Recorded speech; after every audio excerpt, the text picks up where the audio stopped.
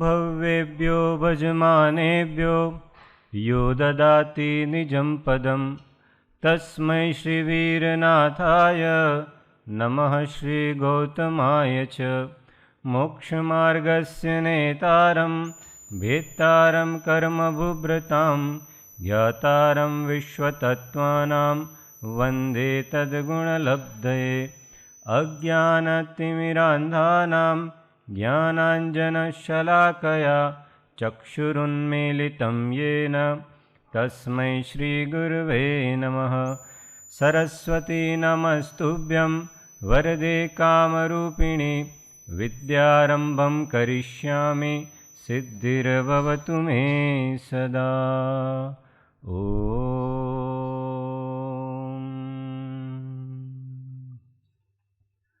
अनंत अनंत भाव वेदथी भरेली भाली अनंत अनंत नय निक्षेपे व्याख्यानी छे सकल जगत हित कारिणी हारिणी मोह तारिणी भवाब्धि मोक्ष चारिणी प्रमाणी छे उपमाप्यानी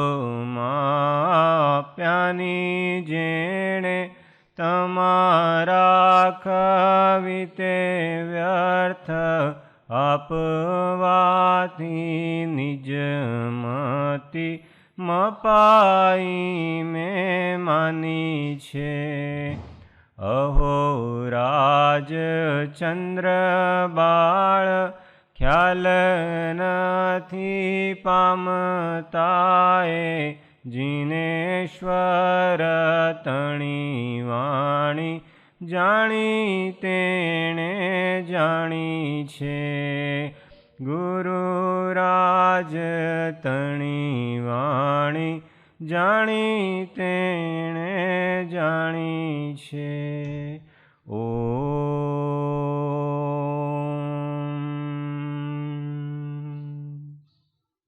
श्री पंच परमेष्ठी भगवद्भ्यो नमः। श्री सद्गुरु देवाय नमः। जय सद्गुरु वंदन। जय सद्गुरु जय सद्गुरु जय सद्गुरु। तत्व चर्चा में तत्वार्थ सूत्रना छठा अध्यायनु कयु सूत्र 24मुं सूत्र एनी विचारणा चाले छे। तीर्थंकर नामकर्मना आश्रममां मूलभूत कारण रूप एवी 16 भावनाओं चिंतन चाले छे। हाँ 16 भावनाओं नाम कोण याद करीने आव्युं छे आजे? हाँ बोलो, माइक आपो मीनाबेन ने।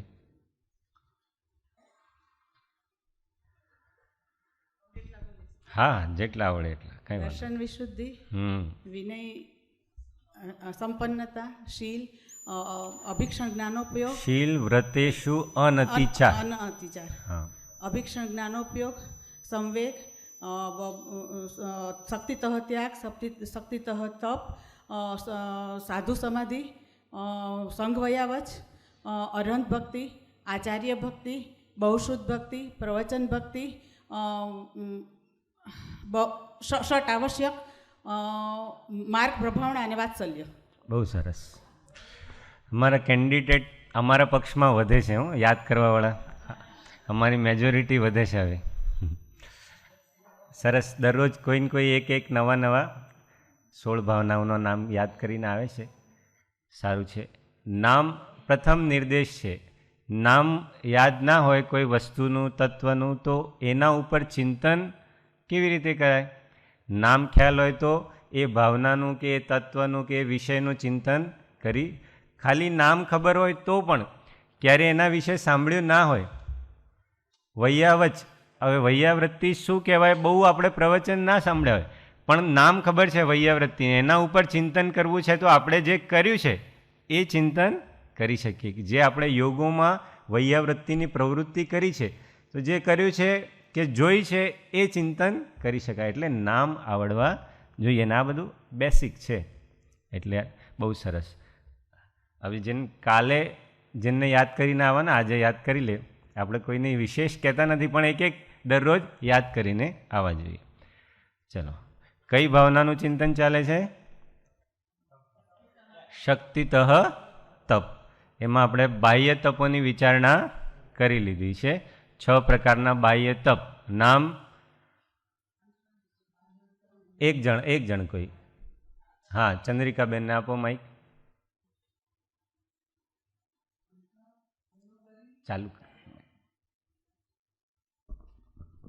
અનશન, પુણ્યોદરી, વૈયાવ્રત, ના વૃત્તિક સંશય, કાયાક્લેશ અને રસ પરિત્યાગ. એક રહી ગયું, વિવિક્ત શય્યાસન. હા, હવે 6 અંતરંગ તપની આપણે વિચારણા કરીશું. 6 પ્રકારના અંતરંગ તપ. અંતરંગ તપના નામ કોને યાદ છે? હા, બોલો. પ્રાયશ્ચિત, વિનય, વૈયાવ્રત, સ્વાધ્યાય, ધ્યાન અને વિસર્ગ. વિસર્ગ પહેલાં, પછી ધ્યાન, છેલ્લે ધ્યાન. તો આ 6 પ્રકારના અંતરંગ તપ. હવે આજે પ્રથમ તપ. અંતરંગ તપ કેમ કીધા, બાહ્ય તપ કેમ કીધા, એની ચર્ચા આપણે પહેલાં કરી લીધી છે. છતાંય જે અંતરંગ યોગ કે બહાર કોઈને દેખાય નહીં, શરીરથી કે ભોજનના આશ્રયથી જે તપ કર્યા એ બહાર દેખાય એટલે એ બાહ્ય તપ કહેવામાં આવે કથનચિત. ને જે કોઈને દેખાતા નથી, જોઈને લાગતો નથી કે આ તપ કરી રહ્યો છે, એટલા માટે અંતરંગ તપ કીધું. બીજું, અંતરંગ વિશુદ્ધિને ઘણી વધારનારા છે. અંતરંગ મનના આશ્રયથી કરવામાં આવે છે એટલે પણ અંતરંગ કહેવાય છે. તો પ્રથમ છે प्रायश्चित्त. पहला तो उसका प्रोनाउंसिएशन सही से, प्रायश्चित्त. 2 त हैं, हम प्रायश्चित प्रायश्चित ऐसा बोल देते हैं, पर चित्त शब्द है. प्रायः और चित्त 2 शब्द है उसमें. प्रायः वत्ता चित्त, એ બંનેની સંધિ થઈને શું થઈ જાય? પ્રાયશ્ચિત્ત. કાં તો એક સંધિ આવી પણ થાય, પ્રાયસ, એમાં સ અડધો, પ્રાયસ વત્તા ચિત્ત, એ પણ પ્રાયશ્ચિત્ત. બંનેનો અર્થ જુદું જુદું થશે. પ્રાયઃ ચિત્ત અને પ્રાયશ્ચિત્ત બંનેનો અર્થ. પ્રાયશ્ચિત્ત શબ્દના આચાર્યોએ ઘણા અર્થ કર્યા છે. દરેક આચાર્યોએ પોતાના ક્ષોભક્ષમ અને ગુરુ પરંપરા પ્રમાણે, પોતાના ભાવોનું વિશુદ્ધિ પ્રમાણે જુદા જુદા પ્રાયશ્ચિત્તના અર્થ. એમાં એક અર્થ થાય પ્રાયઃ એટલે અપરાધ, પ્રાયઃ એટલે અપરાધ, અને ચિત્ત એટલે એની વિશુદ્ધિ કરવી, ધારણ કરીને વિશુદ્ધિ કરવી. તો પોતાના અપરાધોને ચિત્તમાં ધારણ કરીને વિશુદ્ધિ કરવી, એ કહેવાય પ્રાયશ્ચિત્ત. બીજું, પ્રાયનો અર્થ થાય છે લોક, સાધુ લોક, ને ચિત્તનો અર્થ થાય છે મન. તો સાધુઓનું મન જેમાં રમે છે એ કહેવાય પ્રાયશ્ચિત્ત. રાજવાર્તિકમાં આ બંને પરિભાષા છે. પ્રાયઃ એટલે સાધુ લોક ને ચિત્ત એટલે મન. તો જેમની ચિત્તવૃત્તિ, સાધુઓની ચિત્તવૃત્તિ જેમાં રમે છે એને શું કહેવાય? પ્રાયશ્ચિત્ત. એવી રાજવાર્તિકમાં અહીંયા પરિભાષા આપી છે. પછી પ્રાયસ, પ્રાયસનું અર્થ કર્યું છે એક જગ્યાએ તપસ્યા, ને ચિત્તનો અર્થ કર્યું છે સંકલ્પ, નિશ્ચય. તો નિશ્ચય સંયુક્ત તપસ્યા કરવાવાળા મુનિને જે હોય છે, જે અનુષ્ઠાન, એને પ્રાયશ્ચિત્ત એવું કહ્યું છે.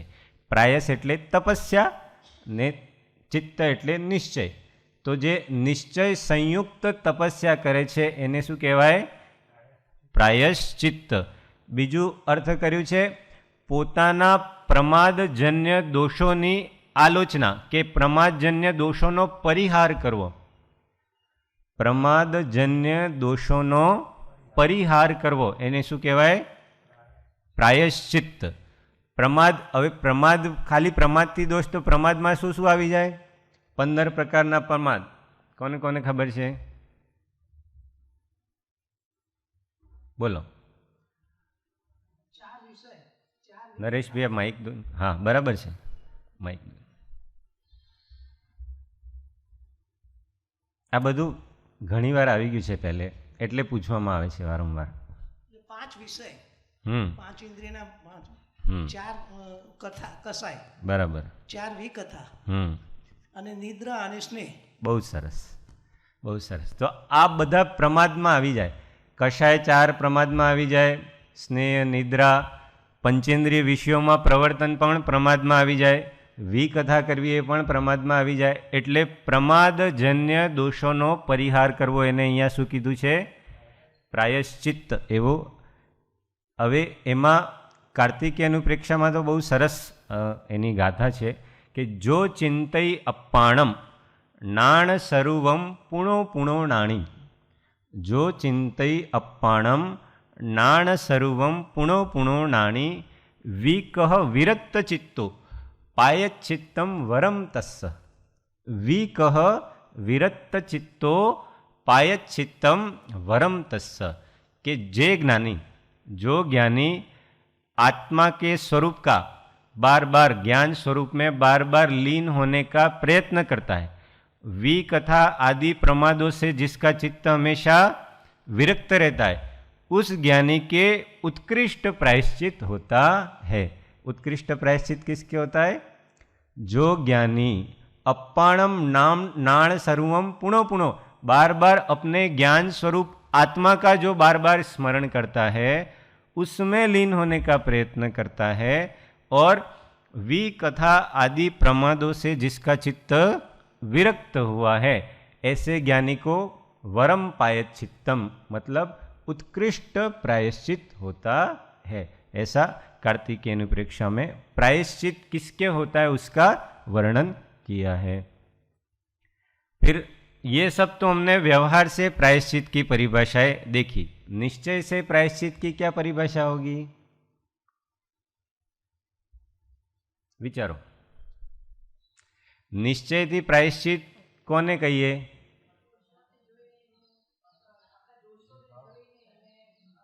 એ પણ વ્યવહારમાં આવી જાય. હા, સ્વભાવના ચિંતનમાં લીન થવું. એનું અનગાર ધર્મામૃતમાં પંડિત આશાધરજીએ એને કીધું છે કે અનંત ધર્માત્મક આત્મા એને જે ચિત્ત ધારણ કરે છે એ ચિત્તને પ્રાયશ્ચિત્ત કહેવાય. નિશ્ચયથી શું કીધું? અનંત ધર્માત્મક આત્મા. આત્મા એટલે અનંત ગુણોથી સંયુક્ત છે, અનંત ગુણોનો પિંડ છે, અનંત ધર્મવાળો છે. એ ધર્મ એટલે ગુણ. અનંત ધર્માત્મક આત્માને જે ચિત્ત ધારણ કરે છે એ ચિત્ત પ્રાયશ્ચિત્ત સંયુક્ત છે.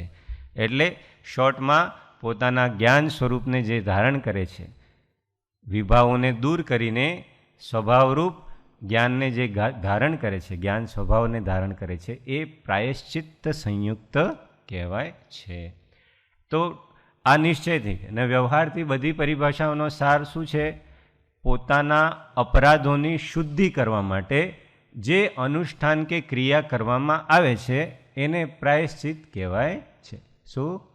स्वयं के अपराधों की शुद्धि करने के लिए, स्वयं के दोषों की शुद्धि करने के लिए जो अनुष्ठान या क्रिया की जाती है उसे प्रायश्चित्त कहा जाता है. क्या कहा जाता है?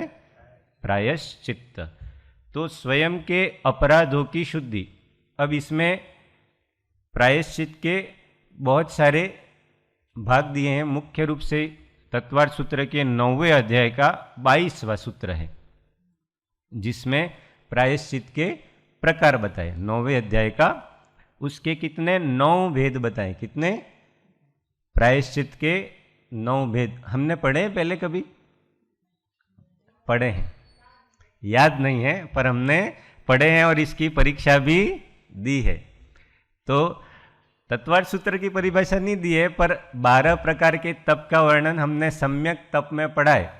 सम्यक तप में स्वाध्याय भी हुए हैं और उसकी परीक्षा भी हुई है पर हमको याद नहीं है.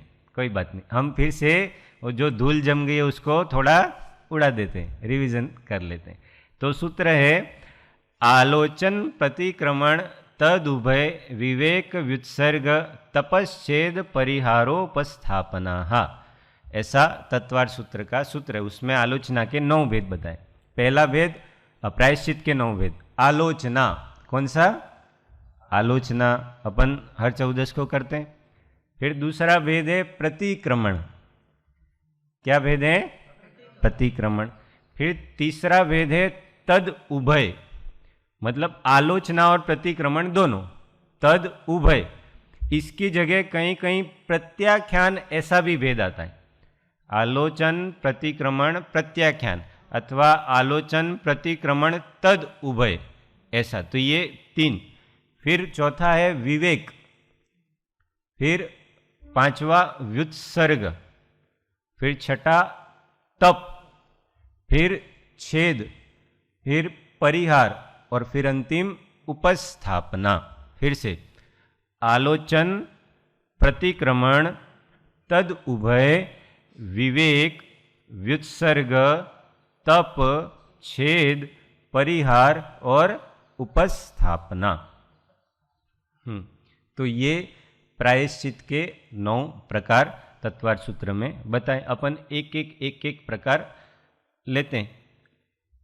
सबसे पहला प्रकार क्या है? आलोचना।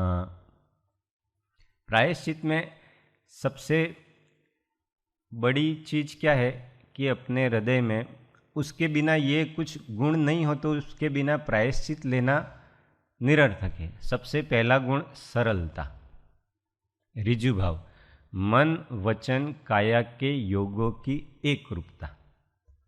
वो ऋजु भाव सरलता जब तक नहीं होगी तब तक हम अपने पूरे दोष, अपना दिल खोल नहीं सकेंगे किसी के सामने। दोषों का कथन करने के लिए जो जो दोष हमारे हृदय में वो सारे कहने पड़ेंगे। शुद्धि कैसे होगी? जो अपने पास अंदर जो आप मोबाइल ठीक करवाने गए दुकान पे, मोबाइल में जितनी प्रॉब्लम है सारी बतानी पड़ेंगी। 1-2 प्रॉब्लम भी बता दी तो उसने तो 1-2 ही ठीक की जो आपने बताई, जो नहीं बताई वो तो रह गई। अब वापस लाए, वापस मोबाइल माल फंक्शन कर रहा है, वापस अच्छे से नहीं चल रहा है। क्यों नहीं चल रहा है? क्योंकि जो उसमें कमी थी वो सारी बताई नहीं, कमी बताई नहीं, इसलिए वो दूर भी नहीं हुई। इसलिए जैसे उसमें सारी कमी दूर करनी थी तभी जाके हम प्रॉपर उसको रन कर पाएंगे। ऐसे ही यहाँ सारी कमी दूर करनी है तो सारी बतानी पड़ेंगी, अगर नहीं करनी है तो उस साधक की मर्जी, जितनी दूर करनी है उतनी बतानी पड़ेगी। इसलिए जो अंदर मन में है, जो दोष हमने किए हैं वो हमको पता है, चाहे वो कितने ही बड़े क्यों ना हो। अगर वो निकालने का भाव है तो गुरु के समक्ष जाके कहना ही पड़ेगा। इसलिए पहला गुण होना चाहिए सरलता, ऋजु भाव, आर्जव भाव, ये पहला गुण होना चाहिए। और दूसरा गुण कौन सा होना चाहिए प्रायश्चित करने के लिए? विनय होना चाहिए। विनय, अगर मैं बड़ा हूं ऐसा समझेंगे तो किससे प्रायश्चित लेंगे? तो मैं छोटा हूं अभी, अधमा अधम मधी को पतित, ऐसा तो ज्ञानी भी कहते हैं। तो मैं बड़ा हूं ऐसा भाव गौण करना, तब जाके किसी के सामने झुक पाएंगे। अभी दोषों को कहने की तो बात ही बहुत दूर है। अभी किसी के सामने त्रय भक्ति पूर्वक वंदन करना, उसके लिए सबसे पहले विनय, और विनय के मार्ग में बाधा कौन डालता है? अहंकार। तो अहंकार कम होना चाहिए। इसी अहंकार का रूपांतरण है लज्जा। मान कषाय का ही रूपांतरण है शर्म, लज्जा। क्यों? अपने दोष कहने में हमको लज्जा आती है, शर्म आती। अरे मैं इतना बड़ा साधक कहलाता हूं और मैं ऐसा कहूंगा कि मुझसे ऐसा दोष हो गया तो ये क्या समझेंगे? और ठीक है, कभी कभी तो मुनि संघों में तो समूह में ही करना पड़ती है आलोचन प्रतिक्रमण। कोई बहुत विशेष दोष हो जाए तो आचार्य के पास अलग से जाकर निवेदन करना पड़ता है।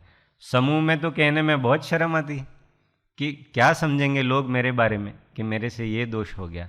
और फिर आचार्य गुरु जो हैं उनको कहने में भी शर्म कि ऐसे मैं तो इतना प्रदर्शित करता हूँ कि मैं कितनी साधना करता हूँ, मेरा मन कैसा है, मैं कितना ध्यान रखता हूँ, और फिर मैं उनको कहूँ कि मेरे से ऐसा दोष होता है। तो ये लज्जा, ये मान कषाय का ही रूपांतरण है। और जिसमें लज्जा है, सरलता नहीं है जिस हृदय में, वो प्रायश्चित्त का अधिकारी नहीं है। औपचारिकता कर देना अलग बात है कि संघ में हाँ भाई देवसी प्रतिक्रमण होता है, रात्रिक प्रतिक्रमण होता है, पाक्षिक प्रतिक्रमण होता है, गए और प्राकृत में बोल दिया। अब क्या बोला वो हमको भी नहीं पता। एक तो पहले जो बोल रहे उसका अर्थ पता होना। प्राकृत में करना बुरी बात नहीं है, सभी संघों में प्राचीन परंपरा है कि प्रतिक्रमण प्राकृत में किया जाता है। प्राकृत में पूर्वाचार्यों के द्वारा लिखे हुए वो गाथाएं नई किसने बनाई नहीं है। मूलाचार आदि जो पूर्व में जो आचार्य सूत्र लिख के गए उन्हीं सूत्रों का संकलन है वो प्रतिक्रमण, और कुछ नहीं है। पर वो प्राकृत में करना बुरी बात नहीं है, पर पहले उसका अर्थ गुरु से समझो। नहीं समझ में आए तो हमको लिखना चाहिए और फिर उसका निवेदन। अब औपचारिकता हो जाती है, क्या बोल रहे हैं वो पता ही नहीं, अर्थ पूछो तो पता नहीं अर्थ का।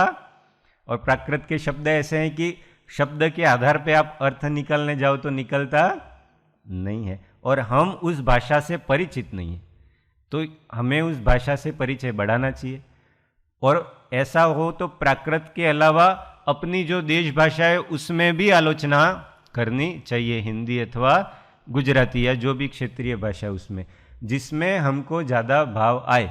पर परंपरा नहीं छोड़नी चाहिए। अगर हम संघ वगैरह में रहते हैं तो प्राकृत में करने में बुराई नहीं है, पर अर्थ हमको पता हो, अर्थ समझ समझ के सब करना। वो सम्यक ज्ञान का कौन सा अंग है? फ्लैशबैक अभी थोड़े दिन पहले ही आया।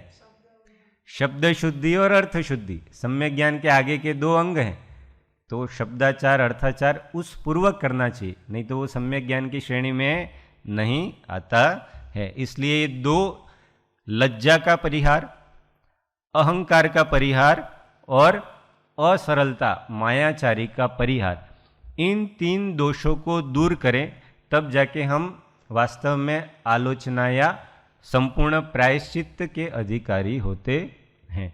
इसलिए प्रथम अपने हृदय को इन तीन दोषों से रहित करके योग्य गुरु के सामने जाना चाहिए अपने दोषों की प्रस्तुति के लिए। अब आलोचना में ही ये बहुत सारे दोष आ जाते। आलोचना का अर्थ, प्रथम अंग आलोचना। आलोचना अर्थात क्या? आलोचन समस्त प्रकार से, चारों प्रकार से या सब प्रकार से कहना, उसको कहते हैं आलोचना। यहां दोष का प्रायश्चित का प्रकरण चल रहा है, इसलिए दोषों को कहना ऐसा कहेंगे। बाकी आलोचना का अर्थ क्या होता है? चारों ओर से व्यवस्थित उस चीज को कहना। जैसे कोई किसी की कोई पुस्तक आई या किसी की मूवी आई तो उसके बाद क्रिटिक्स व्यू ऐसे आते हैं ना, तो वो क्रिटिक क्या होता है? आलोचक। क्रिटिक का मतलब क्या होता है? आलोचक। आलोचक मतलब निंदा करना ऐसा नहीं है। कई जगह आलोचना का अर्थ निंदा के अर्थ में रूढ़ी हो जाता है। आलोचना का अर्थ निंदा नहीं है, किसी का विरोध करना ऐसा भी नहीं है। कई जगह निंदा, आलोचना का अर्थ निंदा और विरोध के अर्थ में लेते हैं, पर ऐसा नहीं है। आलोचना का अर्थ उसका विरोध करना ऐसा नहीं है। अब अपक्षपात रूप से अपना मत देना, उसको आलोचना कहते हैं। निष्पक्ष रूप से हम क्या सोचते हैं वो, इसलिए क्रिटिक्स व्यू, क्रिटिक्स रिव्यू ऐसा ब्लॉग आते हैं अलग अलग, तो उसका अर्थ होता है आलोचना। हर प्रकार से देख के सोच समझ के कहना, उसको कहते हैं आलोचना। अब यहां प्रायश्चित का प्रकरण चल रहा है, इसलिए आलोचना का अर्थ क्या करेंगे? दोषों का निवेदन करना। किसके सामने? सबसे पहले जैसे ही दोष हो जाए तो अपनी साक्षी में, अपने आत्मा की साक्षी में सबसे पहले उसका निवेदन हमको स्वयं को करना, उसको कहते हैं निंदा, आत्मनिंदा। दोष हो जाए, यदि हम उपयोग पूर्वक की साधना कर रहे हैं, यदि हम जागृत हैं, तो दोष हो जाएगा तो पता चलेगा, और तो आत्मनिंदा करेंगे। यदि हम जागृति की साधना नहीं कर रहे तो दिन भर में कितने दोष हो जाते हैं, हमको पता ही नहीं चलता है। पर दोष हो रहा है, छोटा मोटा जो भी दोष हो रहा है, हमको लगा कि हमसे दोष हुआ, तो तुरंत एक कायोत्सर्ग कर लेना, नमस्कार मंत्र गिन लेना। आत्मसाक्षी में मतलब क्या? इसका पहले अपराध बोध होना आवश्यक है। पहले क्या, अपराध बोध कि आई एम गिल्टी, पहले ये होना चाहिए कि मैंने अपराध किया है, पहले अपने दोष का स्वीकार।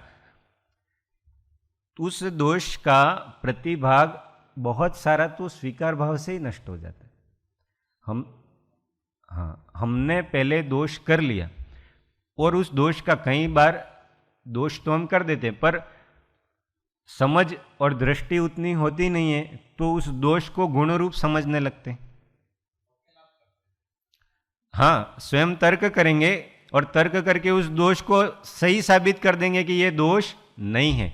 दोष को हम ही गुण रूप अंदर ही अंदर साबित कर देते हैं, अभी दूसरों को तो अवसर हमने दिया ही नहीं है। तो पहले तो उस दोष का स्वरूप पता होना चाहिए, उसके बाद वो अपराध बोध होता है कि नहीं, मुझसे दोष हुआ है। तो पहले अपने स्वयं की साक्षी में निंदा, उसमें अपराध बोध, ये मुख्य चरण है। इसलिए इसमें दृष्टि और सर पे गुरु का हाथ दोनों परम आवश्यक है।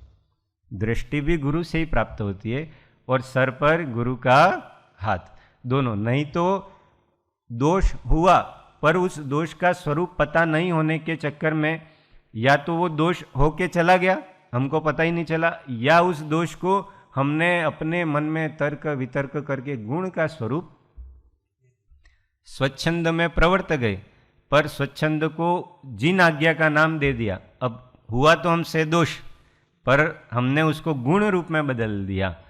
तो इसलिए गुरु का सानिध्य, गुरु का संग, गुरु का आश्रय अत्यंत आवश्यक है और उनसे प्राप्त दृष्टि दोनों अत्यंत आवश्यक है। इसलिए सबसे पहला चरण है अपराध बोध।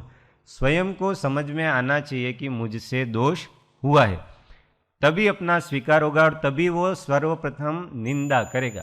क्योंकि जब दोष हुआ तब उसके पास तो कोई नहीं है उसके स्वयं के सिवाय, उसी को पता है कि मुझसे दोष हुआ है, इसलिए वो पहले अपनी साक्षी में निंदा करेगा, अपनी साक्षी में कि मुझसे ये दोष हो गया है, भगवान मेरा ये दोष मिथ्या हो, ऐसा स्वयं से। फिर होती है गर्हा। गर्हा गुरु के सामने या भगवान के सामने जाके की जाती है। तो इसमें श्रेष्ठ तो है गुरु के सामने, क्योंकि वहाँ पे जो अभी हमने दोषों की बात की वो टालने हैं। लज्जा, अहंकार, ये सब गुरु के सामने जाएंगे तो टलेंगे। भगवान तो कुछ कहने वाले नहीं है, इसलिए उनके सामने जाके हम कह देते, पर गुरु के सामने कहेंगे तो हमारे ये दो दोष टलेंगे, कितने ही दोष टलेंगे और योग्य मार्गदर्शन मिलेगा। कि भाई गुरु भी कहेंगे हम भी चले थे, जो चलता है वही गिरता है, आप चले हो इसलिए आप गिरोगे, और गिरोगे तो उसका प्रायश्चित है, गिरोगे वापस खड़े होगे, नया बल नया उत्साह मिलेगा। तो गुरु मार्गदर्शन प्रदान करेंगे। तो दूसरा चरण क्या है इसका? गर्हा। तो गुरु के सामने जाकर दोषों का निवेदन करना, इसको कहते हैं आलोचना। इसमें निंदा और गर्हा दोनों आ जाती है। अब आलोचना के बहुत सारे चरण हैं।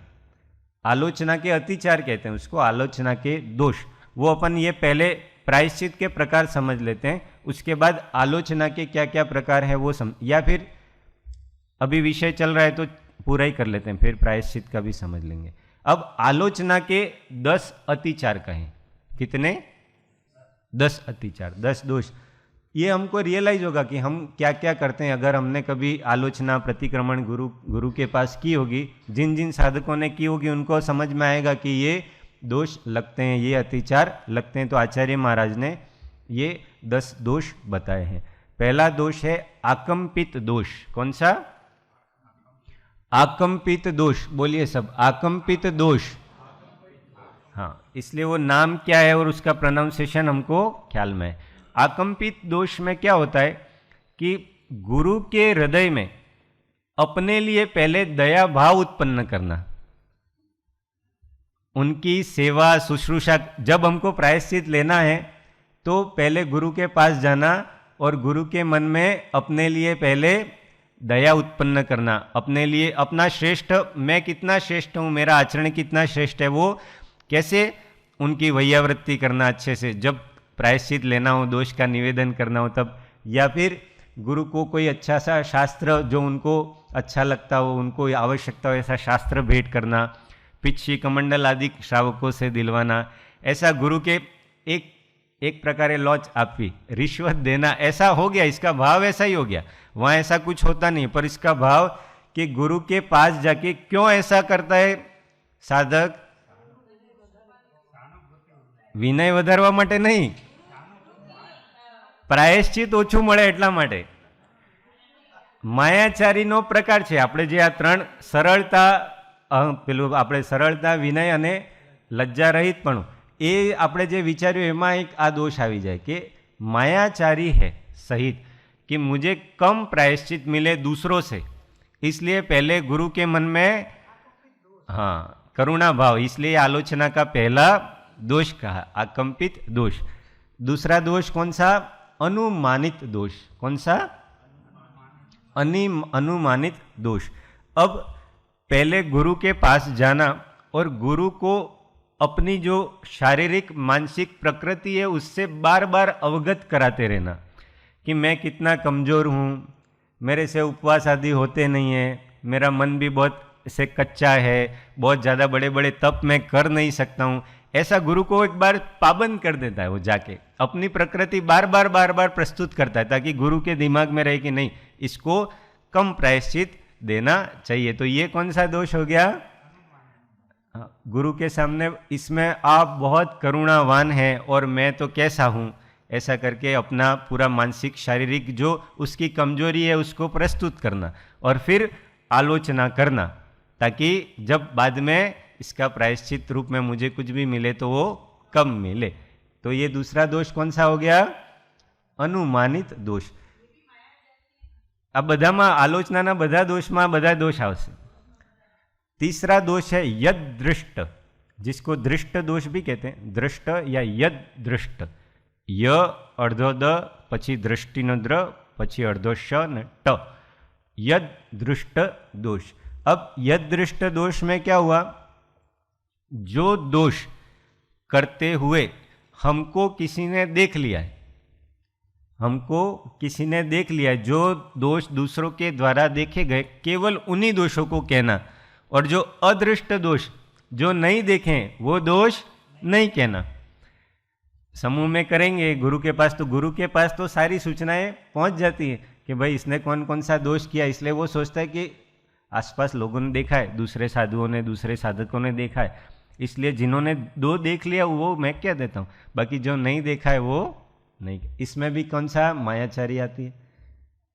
लज्जा आती है कि वो दोष मैं कैसे कहूँ, तो जो देख लिया खाली उतना कह देता है. तो इसको कहते हैं यद दृष्ट अथवा दृष्ट दोष.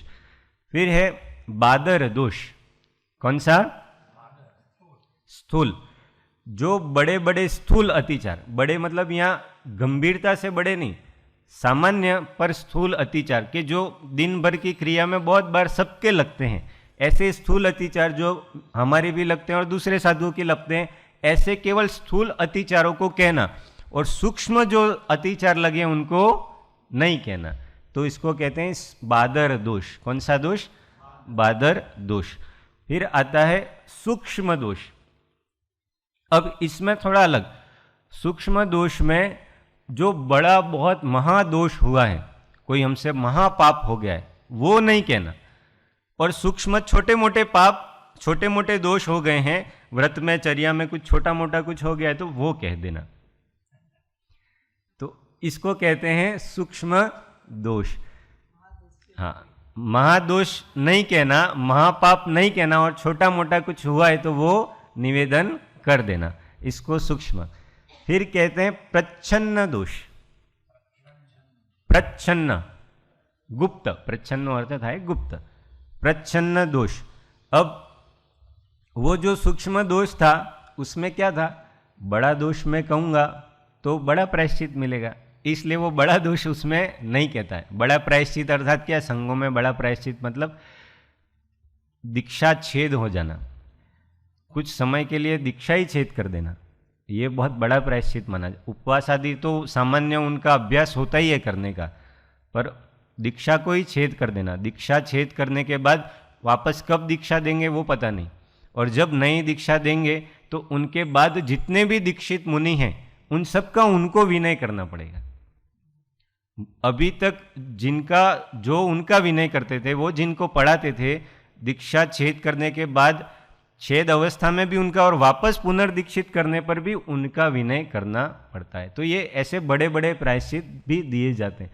तो इसलिए वो बड़ा दोष नहीं कहते कि मुझे बड़ा प्रायश्चित नहीं मिले, छोटे छोटे दोष कह देते हैं कि छोटा प्रायश्चित मिल जाए। हाँ, अब है प्रच्छन्न। इस दोष में किसी और को, गुरु को जाके नहीं पूछता है, किसी और को गुप्त रूप से पूछता है कि इसका प्रायश्चित क्या था। एक उस साधु ने ऐसा दोष किया था, उसको क्या प्रायश्चित मिला था, ऐसा गुप्त रूप से दूसरों को पूछता है और फिर जो उसने बताया वो खुद ही आचरण कर लेता है। गुरु को जाके कहता कि बस वैसा प्रायश्चित दिया था तो वैसा आचरण से उसके दोष की शुद्धि हो गई, तो मैं भी वो कर लेता हूँ। महेंद्र भाई કંઈક પ્રાયશ્ચિત લીધું, વીણાબેને એમને જ પૂછી લીધું કે તમને શું આપ્યું હતું, તો પછી એ કહેવાના જ એમને જે આપ્યું હતું એ પોતે જ કરી લે। આને કહેવાય પ્રચ્છન્ન, कि दूसरे ने किया उसको गुप्त, और पूछना भी गुप्त रूप से, संकेत में, उसको पता भी नहीं चले कि ये प्रायश्चित के लिए पूछ रहा है, जानकारी के लिए, जिज्ञासावश पूछ रहा है, ऐसा सामने वाले को लगे। और मायाचारी, ये सब सूक्ष्म सूक्ष्म मायाचारी। तो धीमे धीमे, और ऐसा होता है क्योंकि बहुत बड़ा शिष्य समुदाय होता है, बहुत बड़ा शिष्य समुदाय, सारे के सारे आत्मज्ञानी हो ऐसा भी जरूरी नहीं है, हजारों की संख्या में संघ होता था। तो सबसे पहले साहिब जी स्वाध्याय में कल आया था, शिष्य आचार्य के पास जाता है, बड़े आचार्य के पास निवेदन करता है कि मेरा कल्याण कैसे होगा। 3 बार साहिब जी ने बोल के बताया था कि मारू कल्याण केवी रीते थशे, मने कंईक बोध आपो एम साहिब जी एकदम प्रेक्टिकल बोलीने बताया। आचार्य महाराज सबसे पहले क्या कहते हैं, मुनि दीक्षा ग्रहण करो, सर्व संग परित्यागी हो, सम्यक दृष्टि हो, आत्मज्ञान धारण करो, ऐसा नहीं कहते। सबसे पहला बोध यही होगा। हम कोई भी चरणानुयोग का शास्त्र भी प्रारंभ करेंगे, कोई भी देखेंगे तो उसमें यही आता, सबसे पहले उपदेश क्या हो, मुनि बनो, सर्वसंग परित्यागी बनो। फिर शिष्य कहे कि नहीं मेरी इतनी योग्यता नहीं है, तो शिष्य की योग्यता के अनुसार श्रावक के व्रत का उसको उपदेश दिया जाता है कि ये धारण करो। ये भी नहीं होता है तो फिर गृहस्थ के योग्य उसको आचरण बताते हैं कि निर्मल सम्यक दर्शन को धारण करो। सम्यक दर्शन प्राप्त करने में वो पहले नंबर पे, पर उपदेश में वो तीसरे नंबर पे आता है। क्यों? पहले दीक्षा और फिर शिक्षा, ऐसा विधान होता था। हमारी प्राचीन गुरुकुल पद्धति भी चलती थी। पहले क्या, वो उपनयन संस्कार सारे बाल वगैरह निकलवा के गुरुकुल में, राजा का पुत्र भी क्यों ना हो, उसी गुरुकुल में पढ़ने जाता था। फिर वहाँ उसको पूरी पहले दीक्षा दी, ब्रह्मचर्य का व्रत दिया, उसका उपनयन संस्कार करवाया और गुरु ने उसको मंत्र आदि के द्वारा दीक्षा दी। दीक्षा देने के बाद अब गुरुकुल में जाके उसकी शिक्षा प्रारंभ होती है। पहले शिक्षा नहीं दी, पहले दीक्षा और फिर शिक्षा। तो ऐसे जब हजारों के सैकड़ों के संघ होते हैं तो पहले दीक्षा दी जाती है। ऐसे नए नए बहुत सारे साधु होते हैं तो, और उसके बाद फिर उनको योग्य मूलाचार वगैरह जो भी मुनियाचार मुनि धर्म में आवश्यक, या जिसने शुल्लक आदि की दीक्षा ग्रहण की है तो शावक धर्म में आवश्यक क्रियाएं, वो सब आचरण कैसे करना है वो पढ़ाया जाता है। कि आपको जैसे ही नई दीक्षा होती है तो संघ में मूलाचार आदि शास्त्र का स्वाध्याय प्रारंभ हो जाता है। तो क्या आचरण करना आपको, कर्णानुयोग पढ़ाते हैं, चरणानुयोग पढ़ाते हैं, और द्रव्यानुयोग तो बहुत पीछे। कृपालुदेव ने लिखा ने, द्रव्यानुयोग परम गंभीर अने सूक्ष्म है, जेनो दर्शन मोहनो अनुभव घट्यो छे अथवा नाश पाम्यो छे, एम करीने 3-4 हाँ पात्रता बतावी है कि द्रव्यानुयोगना अधिकारी कोण जीव है। एकदम तरत आवी गया समयसर पकड़ावी दीधो एवं नहीं। आजकल समयसर सिलेबस में आ गया है लोगों के यूनिवर्सिटी पर, समयसर बहुत योग्यतावान जीव को परिणमित होता है, फलता है, उसकी योग्यता बहुत आगे की। इसलिए ऐसे शिष्य होते हैं। हमको ये नहीं समझना कि ये आलोचना के प्रकार बताए मुनियों के लिए तो सारे मुनि ऐसे होते होंगे। बहुत नए नए होते हैं ना साधु, ये सब साधुओं की बात है, यहाँ सबको ले लिया है। तो पहले दीक्षा फिर शिक्षा, उसके बाद कहीं जाके वे आत्मज्ञान को धारण करते हैं और 6ठे 7वें गुण स्थान को प्राप्त करते हैं। और फिर अगर काल देश काल परिस्थिति अनुकूल हो तो श्रेणी आरोहण भी कर लेते हैं। तो ये दोष की चर्चा चल रही थी। प्रच्छन्न दोष, दूसरे को पूछना और अपने आप आचरण कर लेना। फिर है शब्दाकुलित दोष, शब्द वत्ता आकुलित, शब्दाकुलित, शब्दाकुलित दोष। इसमें क्या होता है कि सबके साथ साथ वो भी कह देता है, गुरु को स्पष्ट सुनाई नहीं दे ऐसा निवेदन करना। अब दूसरे 3-4 बोल रहे हैं, उसके साथ साथ वो भी कि हाँ बस मेरा भी वही था, हाँ। तो और या तो ज़्यादा कोलाहल हो, उस समय जाके गुरु को कहना कि गुरु को समय नहीं है, गुरु को समय नहीं है, ऐसे समय में जाके, या फिर बहुत कोलाहल चल रहा है, बहुत कुछ पंच कल्याणक प्रतिष्ठान जैसे वाद्य बज रहे हैं, कुछ सुनाई नहीं दे रहा है, तब जाके फटाफट कह देना, उनको स्पष्ट समझ में भी नहीं आए। और फिर क्यों ऐसा, ये भी एक मायाचारी का प्रकार है, ताकि प्रायश्चित कम मिले और मेरी छवि अच्छी बनी रहे, वो सब कारण है उसमें, नहीं होता है। फिर है बहुजन पृच्छा, कौन सा दोष है? 8वां, बहुजन पृच्छा। अब जो प्रायश्चित गुरु ने हमको दिया है वो बहुत सारे लोगों से या बहुत सारे साधुओं के पास, बहुत सारे साधकों के पास जाके पूछना कि ये प्रायश्चित जो दिया है गुरु ने वो योग्य है कि नहीं, योग्य है कि अयोग्य है। क्योंकि मैंने तो सुना है कि किसी संघ में ऐसा प्रायश्चित भी देते हैं इस दोष के लिए, और अपने गुरु ने तो ऐसा प्रायश्चित दिया है, तो ये कितना योग्य है? तो ये बहुत बड़ा दोष है, गुरु के ऊपर शंका। इसमें सीधे सीधे साधक की समर्पणता का अभाव दिखता है, साधक की श्रद्धा का अभाव दिखता है, गुरु के प्रति श्रद्धा का सीधा सीधा अभाव दिखता है। उसको अंदर से स्वयं के दोषों को पारमार्थिक रूप से दूर करने की इच्छा तो कम है, वो तो स्पष्ट झलकता है, पर गुरु के प्रति श्रद्धा भी कम है कि मुझे ही कहीं ऐसा तो नहीं दे दिया है, दूसरों को तो कम देते हैं, मुझे ही तो ज़्यादा नहीं दिया है, तो ये कितना योग्य है। तो इसको कहते हैं बहुजन पृच्छा। पृच्छा मतलब पूछना, बहुजन मतलब बहुत सारे दूसरे साधुओं से, लोगों से। तो ये 8वां दोष हो गया, बहुजन पृच्छा। फिर है अव्यक्त दोष। 9वां दोष कौन सा? अव्यक्त दोष। अव्यक्त दोष में क्या है? ऐसे गुरु के पास जाके प्रायश्चित लेना कि जो असमर्थ है। असमर्थ कैसे? कि जिसको प्रायश्चित शास्त्रों का ज्ञान कम है या जो चारित्र में कम है। इसके लिए 2 शब्द आचार्यों ने दिए, आगम बाल गुरु और चारित्र बाल गुरु। बाल मतलब अज्ञानी, आगम बाल बराबर आगम का अध्ययन इतना ज़्यादा है नहीं, और चारित्र बाल, चारित्र भी ज़्यादा नहीं है। ऐसे गुरु के पास जाकर, असमर्थ गुरु के पास जाकर आलोचना करना, उसको अव्यक्त दोष आलोचना का कहा है। अब इसमें पता ही नहीं गुरु को कि ये जो शिष्य दोष निवेदन कर रहा है उसके लिए उसको क्या प्रायश्चित देना, क्योंकि अध्ययन है नहीं। इसलिए उस दोष का जो योग्य प्रायश्चित होता है वो ना देकर उसको जितना जो समझ में आया उतना दे देता है।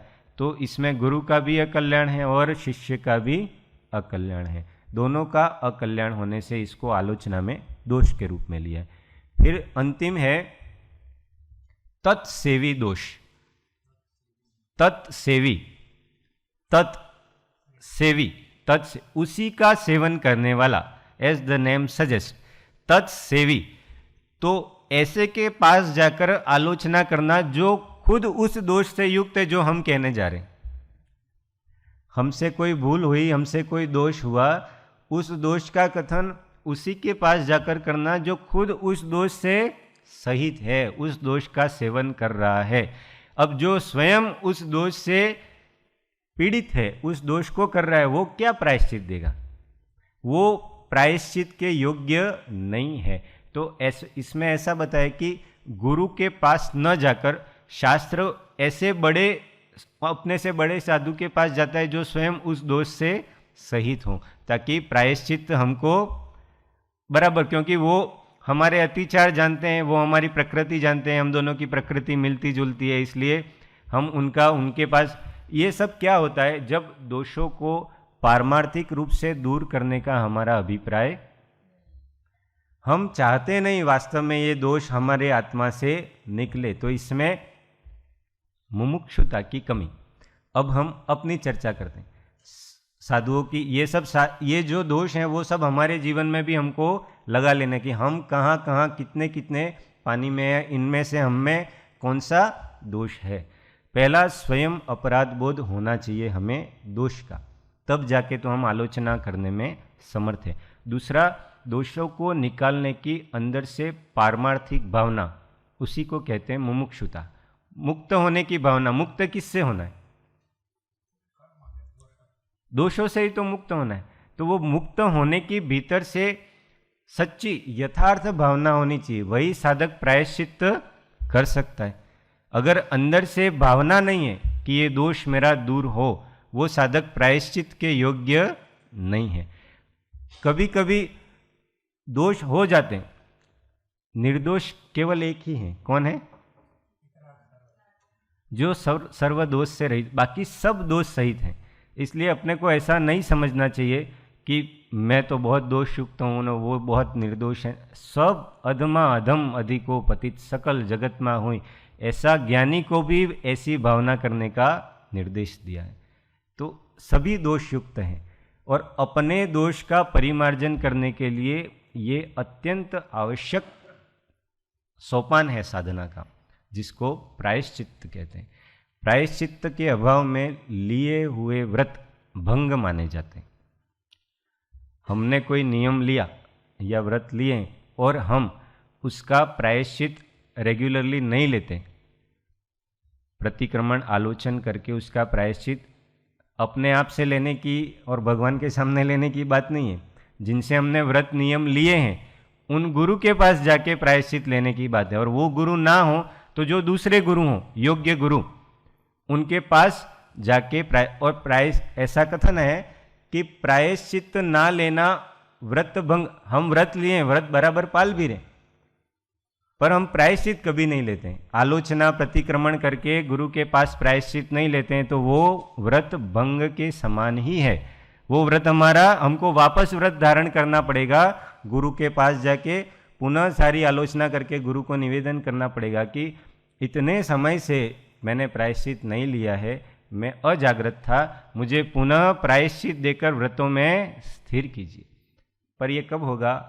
भीतर से मुक्त होने की तीव्र उत्कंठा होगी, मुक्त होने की भावना होगी, परमार्थ साधना करने का लक्ष्य होगा, रुचि होगी, तब जाके ऐसे भाव आएंगे कि मुझे इन दोषों से रहित होना है। नहीं तो ये भाव आना संभव नहीं है।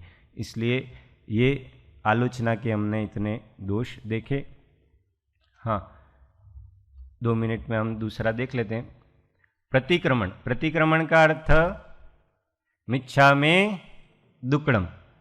मैंने जो पहले आलोचना की, अब जो जो मैंने दोष किए कहे वे सब दोष मेरे मिथ्या हूँ। धिक्कार धिक्कार वारंवार मिच्छा में दुक्कड़म। ये भाव क्या कहलाता है? प्रतिक्रमण। तो बहुत सारे दोष आलोचना और प्रतिक्रमण मात्र से ही नष्ट हो जाते हैं। उनके लिए दूसरे, ये सब प्रायश्चित के भेद पढ़ रहे हैं हम, कि कोई दोष ऐसे होते हैं कि आलोचना मात्र ही उसका प्रायश्चित है। कोई दोष ऐसे होते हैं कि आलोचना और प्रतिक्रमण इतना कर लिया वही उसका प्रायश्चित है। आचार्य महाराज के सामने जाएंगे, दोष निवेदन करेंगे तो वो यही कहेंगे, बस आपने स्वीकार कर लिया। पर हाँ, ऐसा समझ के कि आलोचना प्रतिक्रमण ही इसका प्रायश्चित है, हम क्या, कहाँ जरूरत है आचार्य के पास जाने की या गुरु के पास, ऐसा स्वीकार कर लेना स्वच्छंद है। पर गुरु के पास जाके आलोचन प्रतिक्रमण करे और फिर वो कहें कि बस आपके दोष का इतना ही प्रायश्चित है, 9 बार नमोकार गिन लो बस, तो हाँ वो कहें, वो प्रामाणिक है। हाँ, पहले मैं गया था, उन्होंने तो ऐसा ही कहा था, इसलिए इस बार जाने की जरूरत नहीं है, मैं ही कर लेता हूँ, तो वो अभी जो हमने 10 दोष पढ़े उसमें आ जाता है, प्रच्छन्न दोष। तो इसलिए इन सबको चिंतन करें मन में कि हमें इनमें कोई ऐसा दोष नहीं है। आत्मा सदोष है, उसको निर्दोष करना है। निरंतर दोषों का स्मरण, खेद या आर्त ध्यान नहीं, दोष का स्मरण किस लिए करना है? वो दोष निकालने के लिए। ક્ષણે ક્ષણે કાર્યે કાર્યે પ્રસંગે પ્રસંગે પોતાના દોષ તીક્ષ્ણ ઉપયોગે કરી જોવા અને જોઈને પરીક્ષીણ કરવા, एम ज्ञानियों नो उपदेश है। इसलिए अपराध बोध पहले दोष का स्वीकार होना चाहिए कि वास्तव में ये दोष है, मेरे द्वारा हुआ है, मेरे द्वारा होता है, और फिर स्वयं की साक्षी में निंदा, गुरु की साक्षी में गर्हा और योग्य आलोचन प्रतिक्रमण।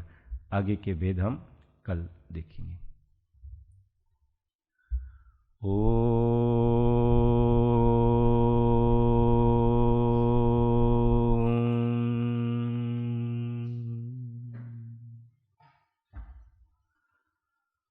बोधि समाधि परिणाम शुद्धि स्वात्मोपलब्धि शिव सौख्य सिद्धि चिंतामणि चिंतित वस्तु दाने त्वं वंदमानस्य ममास्तु देवी त्वं वंदमानस्य ममास्तु देवी। 9 बार नमोकार।